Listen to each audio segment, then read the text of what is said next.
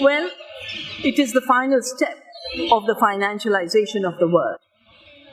Money used to be a means of exchange. Barter used to be a means of exchange.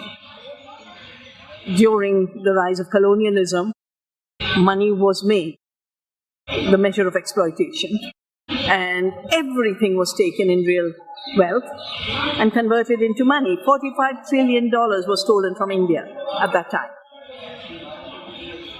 Then the World Bank and IMF were created as continuing the colonial experiment. For every dollar they lent, they generated $3 of business for themselves, and more money was flowing out as debt, servicing of debt, structural adjustment. Financialization through the new model of financial asset companies, which is aiming at 4,000 trillion in the financial world, will mean that the debt crisis will be used as a takeover of the real resources and real wealth: land, forests, rivers, biodiversity. So it will mean total poverty and deprivation for the people who have taken care of these resources. And sadly, because most governments are indebted, most governments are seeking credit where it can come, they will be falling into the trap. Therefore, sovereignty over our land, sovereignty over our sea, sovereignty over our food, sovereignty over water have become vital as not just systems of democracy and freedom, but as systems for sustenance and staying alive.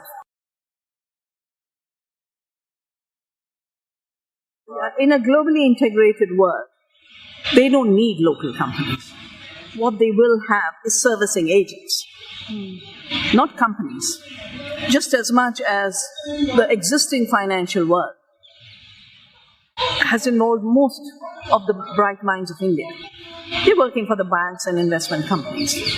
So what they will do is spread their tentacles of new slavery through government systems, through new structural adjustment programs, through new climate conditionalities.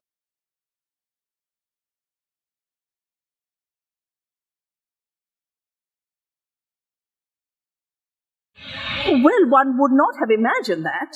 It's just that in the last year, Bill Gates came out with his How to Address Climate Catastrophe, where everything is written clearly: net zero.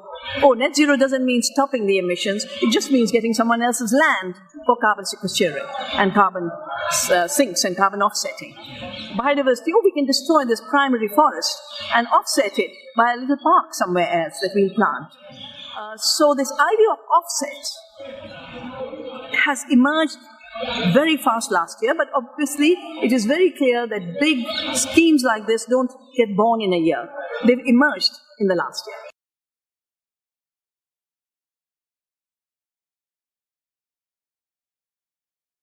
Climate change, sadly, something to which I've dedicated such a long time of my life and written the book Soil Not Oil.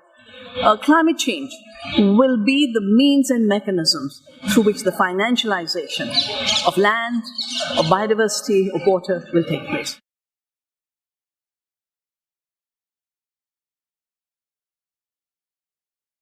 The main agenda is to take total control over food and replace real food with fake food, lab food. As their slogan is, farming without farmers and food without farms. So, just like the Green Revolution was introduced during a year of drought, but presenting it as a year of famine when nobody had died, I was old enough to know. Prices of wheat had increased, but there was no famine in India. But that's the narrative that the Green Revolution told to introduce chemicals.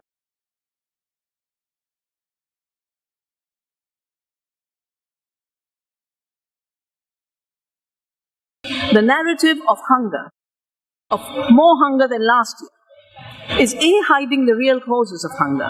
Why is an abundant land like Africa today hungry?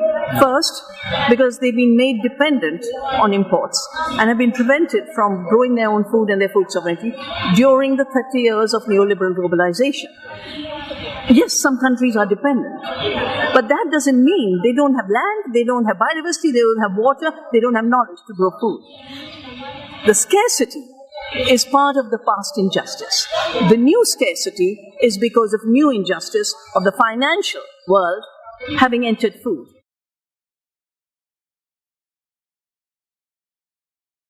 They did it in the 2008 Wall Street collapse. That's when the financial world said, buildings are not secure enough, but land and food everyone will always need. And if we enter this business, we will never lose.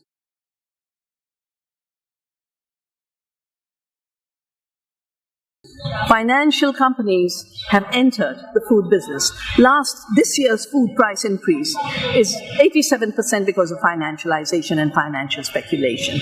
So if we project into the $4,000 trillion economy that is being sought through the natural asset companies, the integration of chemicals, biotechnology, information technologies, and the financial world, what they call fintech. So agtech, fintech, biotech, all of this with this attachment of the word tech is the big takeover of the food system.